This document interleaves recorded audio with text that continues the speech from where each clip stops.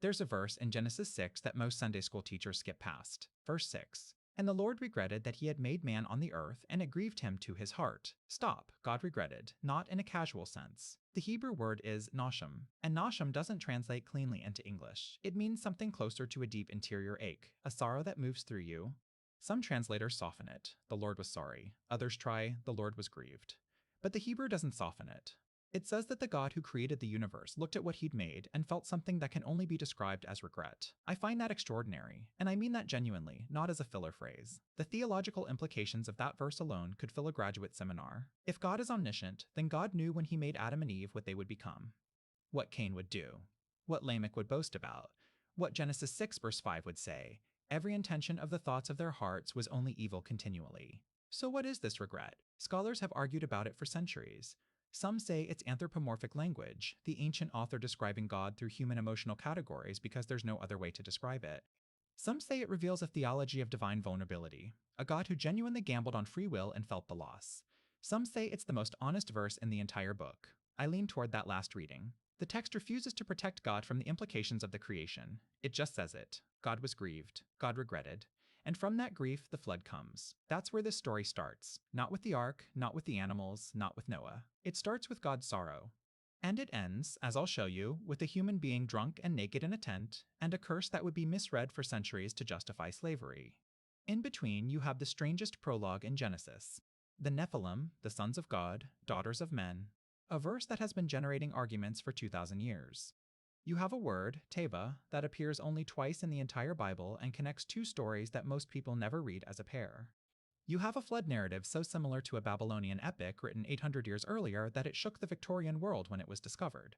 You have a rainbow that isn't quite the promise most people think it is. And you have a God who, after everything, says, never again. Not if you behave, not as long as you're good, just never again. Full stop. Unconditional. That's remarkable. And strange. And worth staying up for. Before we get into the Nephilim, and we're going to, because they're genuinely one of the strangest passages in Genesis, if this is the kind of archive you'd like to keep exploring with me, hit subscribe. I put these out regularly. Drop a comment, tell me where you're listening from. I read every single one. Now, back to Genesis 6, verse 1. Genesis 6, verses 1 through 4. These 4 verses are some of the strangest in the entire Bible. When human beings began to increase in number on the earth and daughters were born to them, the sons of God saw that the daughters of humans were beautiful, and they married any of them they chose. The text then says the Nephilim, a Hebrew word that roughly means fallen ones, or those who came down, were on the earth in those days, and that the sons of God came in to the daughters of humans, who bore children to them.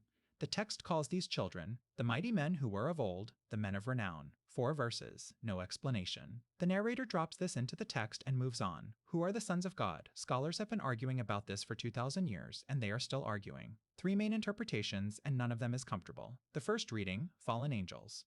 The sons of God, B'nai Ha Elohim, are supernatural beings, angelic figures who descend and take human wives. This is the oldest interpretation. It's the one the Book of Enoch runs with at enormous length. The Nephilim in this reading are hybrid beings, part divine, part human, whose violence and corruption is what triggers the flood. The second reading, the Sethite line. The sons of God are simply the righteous descendants of Seth, Adam's third son, and the daughters of men are from Cain's corrupted line. The sin isn't supernatural, it's the religious intermarrying with the wicked. This became the dominant Christian reading in the medieval period, largely because it avoided the theological headache of angels having sex with humans. The third reading, ancient rulers. In the ancient Near East, kings and rulers were regularly given divine titles. Sons of God may be a title for the powerful, the aristocratic, the men who took whatever women they wanted. The Nephilim, in this reading, are simply the warrior elite, men of renown because of conquest and violence. Now, I'm not going to tell you which reading is correct. Nobody can. But I'll tell you what I notice. The oldest Jewish and Christian sources, the ones closest in time to when this text was composed, almost unanimously go with the first reading. Angels. The Book of Enoch isn't in the standard biblical canon, but it's quoted in the New Testament letter of Jude, and some early Christian communities considered it scripture.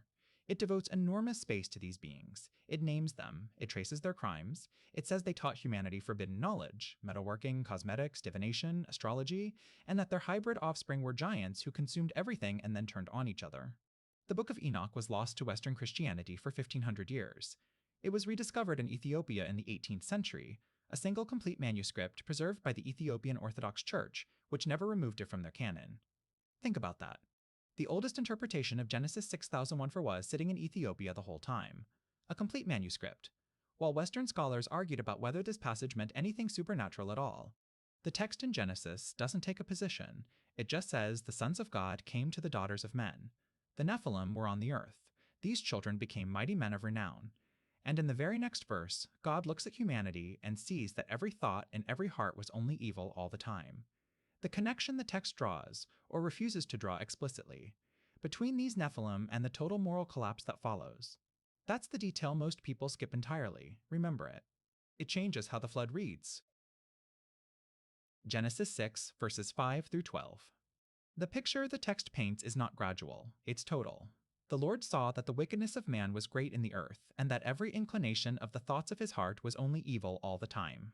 Every inclination, thoughts, heart, only evil, all the time. The Hebrew stacks 5 terms of totality. It's not, many people were wicked. It's not, most of the time. Every thought and every heart directed toward evil, continuously.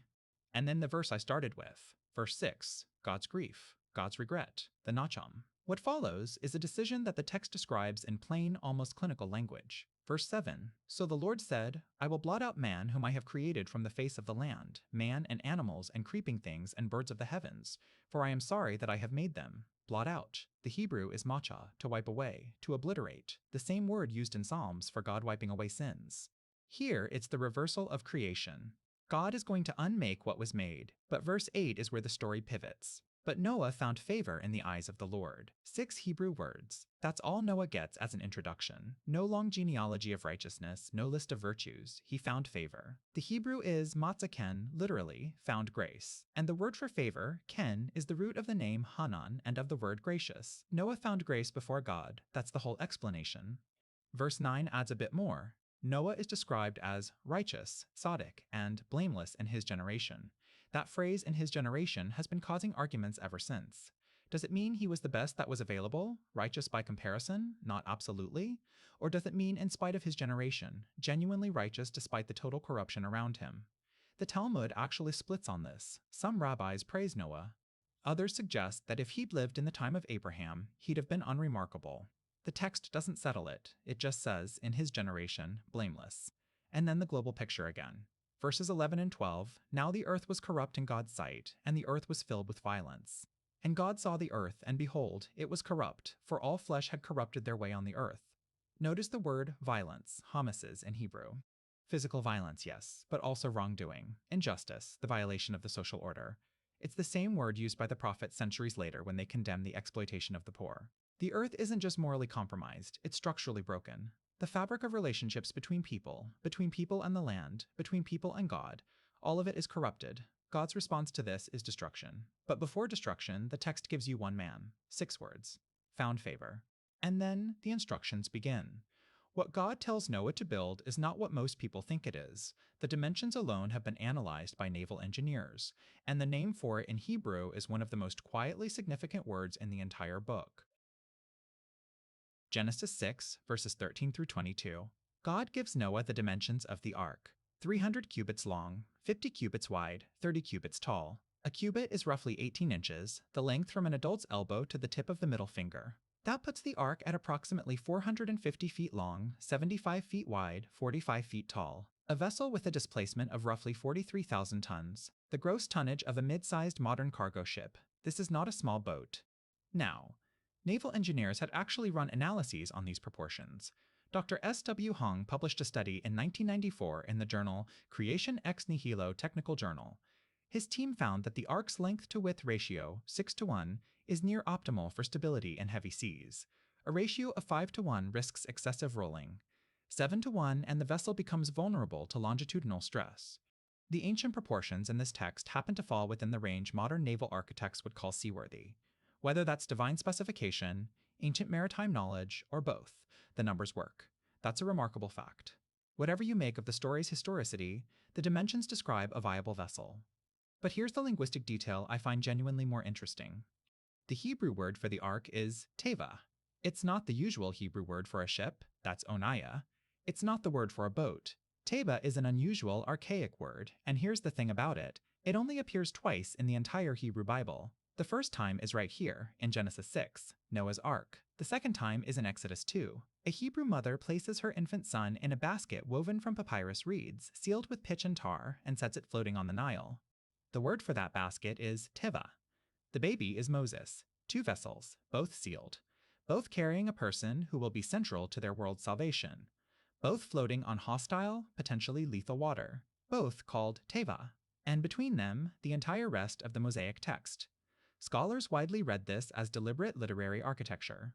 The same word used for the same type of object in two foundational stories. It creates a connection across centuries of narrative. Noah floats above the destroyed world in a teva. Moses floats above the enslaved world in a teva. Both are saved by water that kills others. Both emerge to become the figure through whom God establishes a new order. I don't think that's a coincidence. The text doesn't tell you it's not a coincidence. It never waves a flag. But if you're reading in Hebrew, you catch it immediately. God's instruction is to build the ark from gopher wood, a term that appears exactly once in the entire Bible, right here, and nobody knows what it means. Every ancient translator guessed differently. Cypress, cedar, pine, acacia. The word is a complete hapax legomenon, a word that appears only once, impossible to verify. The specific material of the most famous vessel in religious history is unknown and unknowable. Then there's the pitch, inside and outside. The Hebrew word for pitch here is kophers, from the same root as kafir, which means to cover, to atone. Kophir is also the word for a ransom, a covering payment. The thing that seals the ark, that makes it watertight, is etymologically related to the word for atonement. The ark that saves Noah is covered with something that means to make right. The text just puts that there and moves on. No commentary, no arrows pointing at it. Noah hears all of this. Verse 22, Noah hears all of this. He did all that God commanded him. 4 words in Hebrew, absolute compliance. No recorded questions, no hesitation. He heard and he built. Genesis 7, verses 1 through 16. God tells Noah to bring the animals. And here's the detail that gets quietly passed over in almost every retelling. It's not 2 of every animal. Genesis 7, verse 2. Take with you 7 pairs of every clean animal, the male and its mate, and a pair of every animal that is not clean, the male and its mate. 7 pairs of clean animals, 1 pair of unclean, 2 of each as a minimum, yes, but the clean animals board in groups of 14. Now, this matters for a reason nobody typically mentions. The flood story in Genesis 8 has Noah releasing a dove and a raven to scout for dry land after the waters recede. After the flood, Noah builds an altar and makes burnt offerings of the clean animals and clean birds. If there were only 2 of each clean animal, Noah would have caused the extinction of every clean species the moment he stepped off the ark. 7 pairs makes the burnt offering possible without wiping out the breeding population. The internal logic of the text holds together. But here's the more interesting thing. The clean-unclean distinction appears here, in Genesis 7, before any dietary law or ritual code has been given to Israel. The Levitical laws that define clean and unclean animals aren't given until the book of Leviticus, which comes after Exodus, after the entire Sinai revelation. But Noah apparently already knows which animals are clean.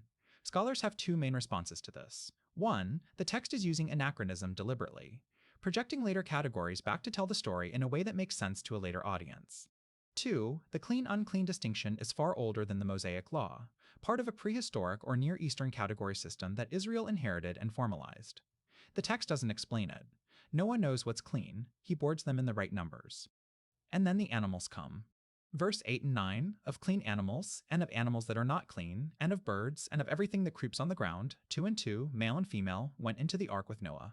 The pairs move. The text makes them active. They went in. It's the same construction used elsewhere when people walk somewhere intentionally. Then verse 16, and this is the line I come back to. Those that entered, male and female of all flesh, went in as God had commanded him. And the Lord shut him in. The Lord shut him in, not Noah, not one of his sons. God closes the door. This is the only moment in the entire ark narrative where God performs a direct physical action. God didn't hand Noah the blueprints directly. He spoke. God doesn't fill the earth with water directly. The fountains of the deep break open and the windows of heaven open. But the door of the ark, this one thing, God does himself. And once that door is closed, Noah is on one side and everything else is on the other. The text gives you no ceremony around this. No farewell, no last view of the world. Just, they went in. God shut the door. That's it. One reading, God closing the door as protection, a divine seal, ensuring nothing can break through. Another reading, it's finality. Once God closes it, it's over for everything outside. The same hand that grieved over humanity is the hand that closes the door. 7 days later, the rain begins. Genesis 7, verses 17 through 24.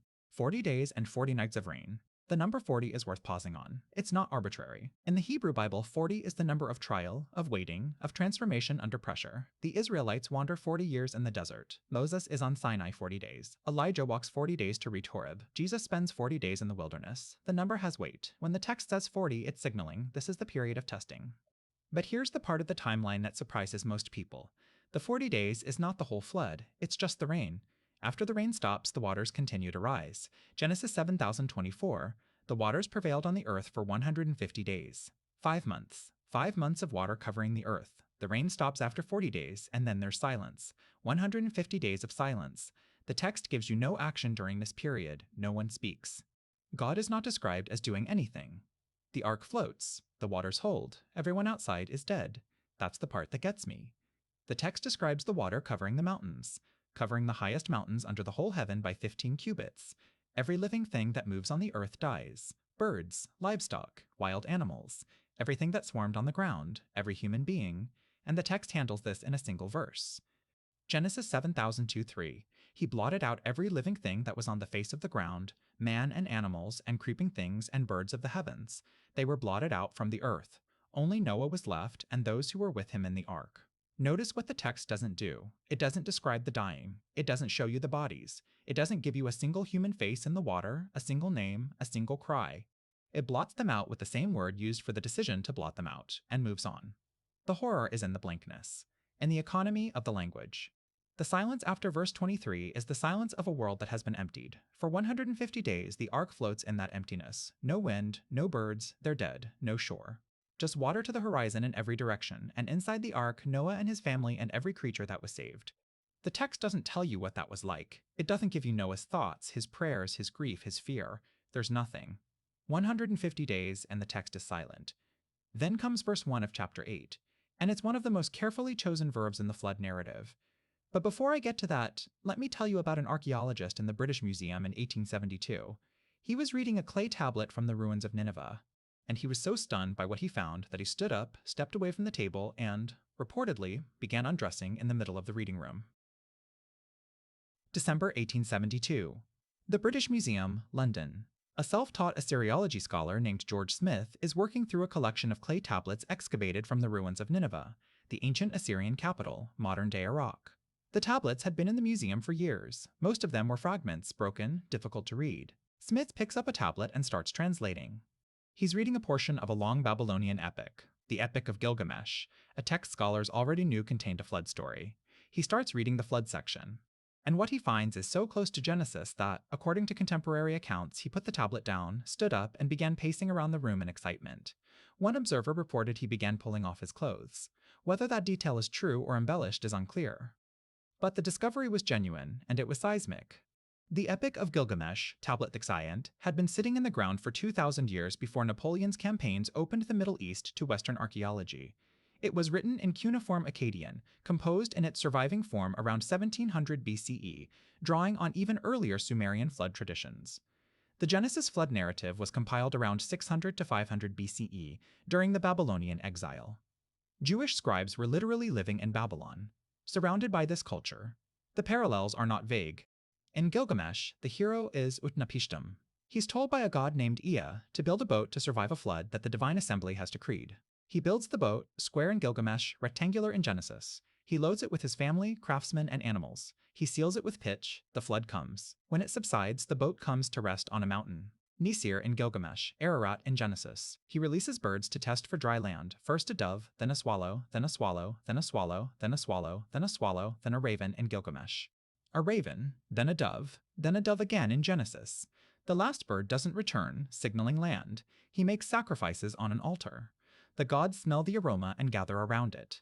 The structural sequence is almost identical. Now, what does this mean? I want to be careful here. I'm not going to tell you it means Genesis is simply a copy of Gilgamesh, because it's more complicated than that. And I'm not going to dismiss it as coincidence, because no serious scholar does. The best current understanding is this. Both texts are drawing on a common ancient Near Eastern flood tradition that predates both of them. Flood mythology is ancient and widespread. Mesopotamia, India, Greece, Mesoamerica, the Pacific Islands. But the specific island-specific Mesopotamian flood narrative has a shape and structure that appears in multiple cultures across the region. The biblical authors knew this tradition. They shaped it. What the Genesis author does differently is theologically significant. In Gilgamesh, the flood is decreed by a committee of gods for mixed motives. Some say overpopulation, some say noise. The hero's survival is almost accidental, a leak of divine information from a sympathetic god who breaks ranks. It's a political story about divine factions. In Genesis, there's one God. The flood has a moral cause, specific wickedness, specific grief. The survival is deliberate and direct. The covenant at the end is unconditional. The theological machinery is completely different, even where the narrative beats overlap. This is what scholars mean by textual archaeology. You can read the parallels and understand something about what the biblical authors were doing, not copying, but engaging, taking a known tradition and making a specific argument with it. George Smith published his findings in 1872. He died of dysentery in Syria in 1876, at 36 years old. On his third expedition to find more tablets, he found them. He never made it home. Genesis 8, verse 1. But God remembered Noah and all the beasts and all the livestock that were with him in the ark. And God made a wind blow over the earth, and the waters subsided. God remembered. In English, that phrase carries a slight implication of forgetting. As if God had been distracted, lost track of Noah for a moment, and then thought, oh, right, Noah. But that's not what the Hebrew means. The word is zakar. And zakar doesn't mean remembered in the passive sense of recalling something forgotten.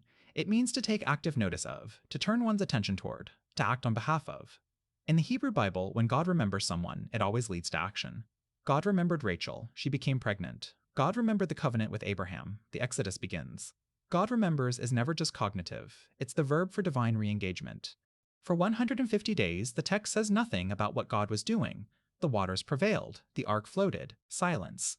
And then God remembered. God turned his attention back. And immediately, a wind over the waters, the same image as creation. Genesis 1:2, the Spirit of God hovering over the face of the waters. Now, a wind driving the flood back. The vocabulary of creation is being invoked for the act of restoration. The waters begin to recede. The fountains of the deep close. The rain stops. And after another 150 days of receding, the ark comes to rest. Genesis 8, verse 4, on the 17th day of the 7th month, the ark came to rest on the mountains of Ararat. Ararat, a real mountain range, the Ararat Massif in eastern Turkey near the borders with Armenia and Iran.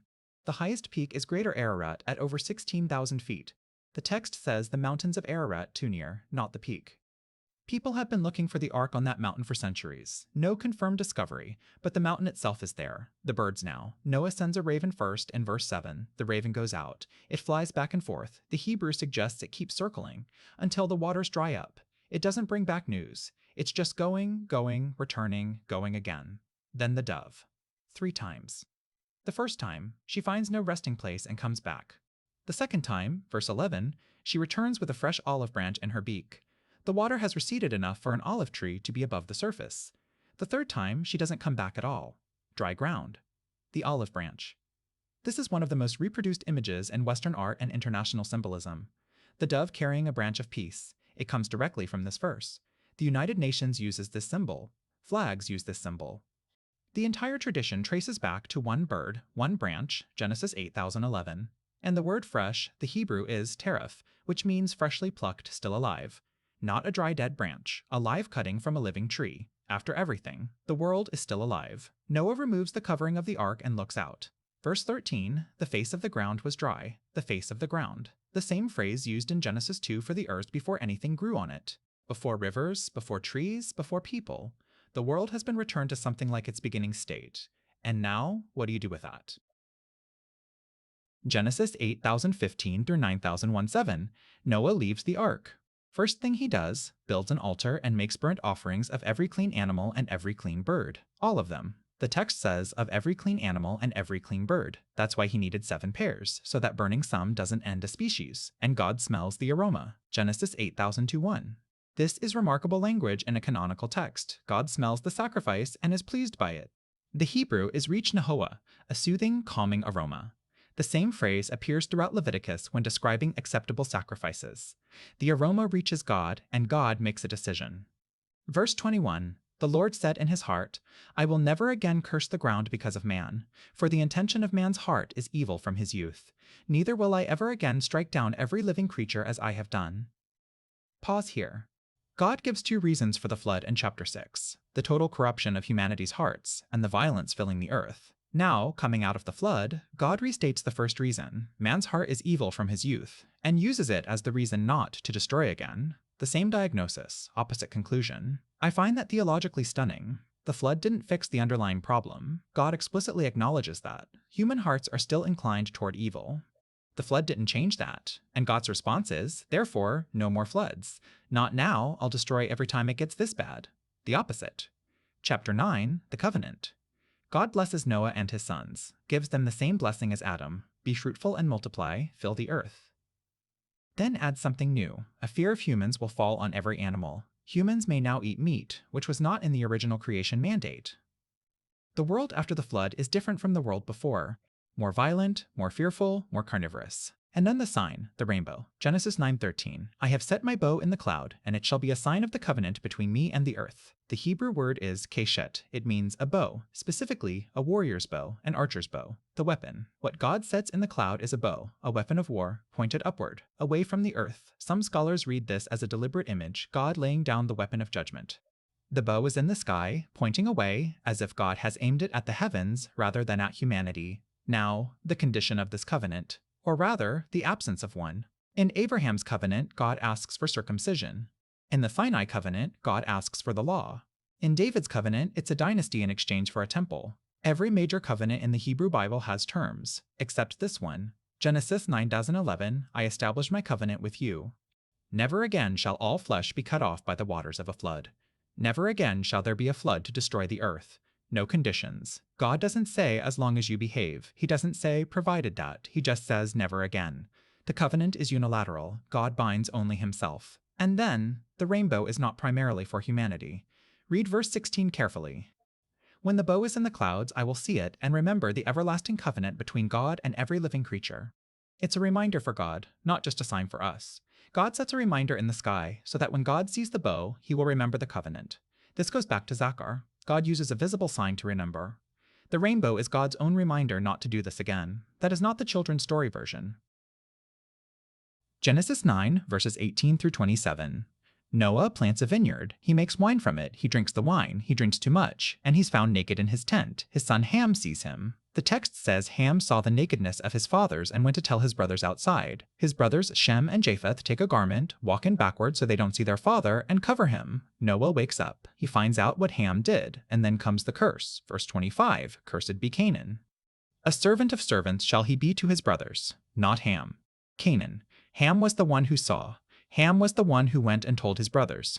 But the curse falls on Canaan, Ham's son, Noah's grandson, who is not mentioned anywhere in the preceding scene. Canaan does nothing in this passage. He's not even present as far as the text tells us, and he receives the curse. This has confused interpreters for as long as the text has existed. The explanations are various. Some rabbinical commentators suggest Ham did something worse than the text records. That seeing is a euphemism for a sexual act. That Ham castrated Noah. That Canaan himself was involved and the text is being elliptical. Some of these readings are driven by a need to make the punishment fit a more serious crime.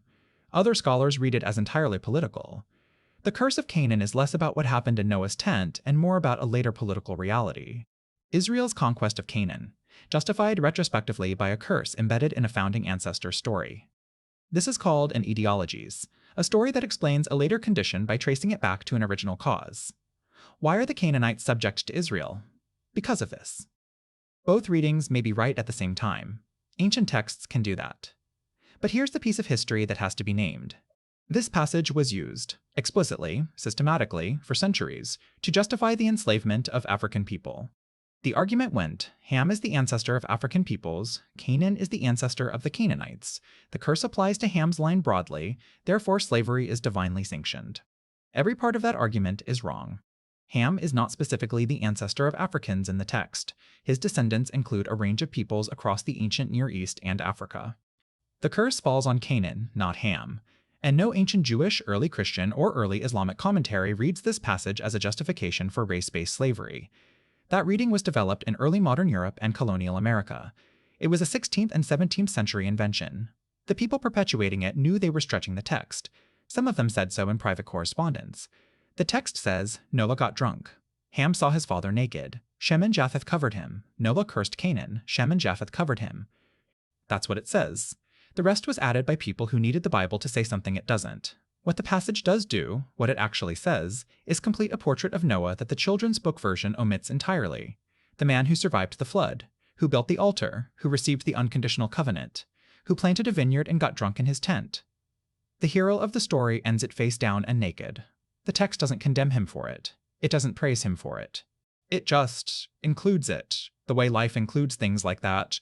Genesis doesn't protect its people.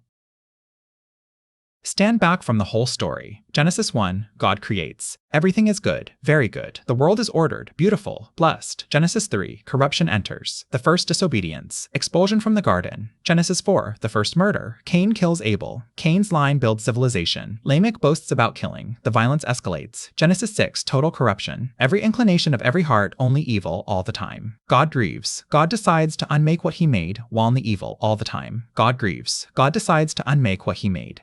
Genesis 7:8, the flood, the unmade world, the ark on the water, one family, the animals, the silence of 150 days, then the receding. Genesis 9, the covenant, the rainbow, be fruitful and multiply, never again. And then, Noah drunk in a tent, a grandson cursed, the sons scattered. Genesis 10:11, the table of nations, the people of nations, the peoples spreading across the earth. And then the Tower of Babel, humanity, for the first time unified, deciding to build a tower to the heavens. Do you see the pattern? Creation, corruption, judgment, preservation, covenant, immediate failure. The flood is a reset. God literally undoes the creation. The waters return, as if the firmament that held them back in Genesis 1 has been removed. The world goes back to the beginning, and Noah steps out of the ark into a blank world, and God says, start again. And almost immediately, Noah is drunk in a tent and cursing his grandson. The flood didn't fix the problem. God said as much. The intention of man's heart is evil from his youth. The flood wiped out the surface expression of that evil. The root is still there, and it grows back. Noah is not the happy ending. Noah is the demonstration that there is no reset that works. I find that honest in a way that's unsettling. The biblical narrative doesn't promise you that judgment fixes things. It shows you a flood, the most complete act of divine judgment in Genesis, and then immediately shows you a drunk man in a tent and a curse on an innocent grandson. The mechanism of destruction doesn't change the human heart. It just starts the clock again. This is what the next several episodes are going to show, the reset that keeps being attempted, and the thing that keeps growing back. The Tower of Babel is next. One language, one people, one project, build something tall enough to reach God. And God, looking down at it, says something surprising. But that's next time. For now, the ark, the water, the rainbow, God closing a door and opening a covenant. A world remade, briefly, imperfectly, already failing before the first page of the new chapter is done. Genesis doesn't offer you resolution, it offers you the archive. What's in it is stranger and more honest than most people know. If you made it this far, you're exactly who this channel is for. Next episode, the Tower of Babel. One language, one people, one plan. And the moment God looks down at what humanity is doing and says, if they can do this, they can do anything. That's a more unsettling sentence than most people realize. Subscribe if you want to be there when we open that file. I'll see you then.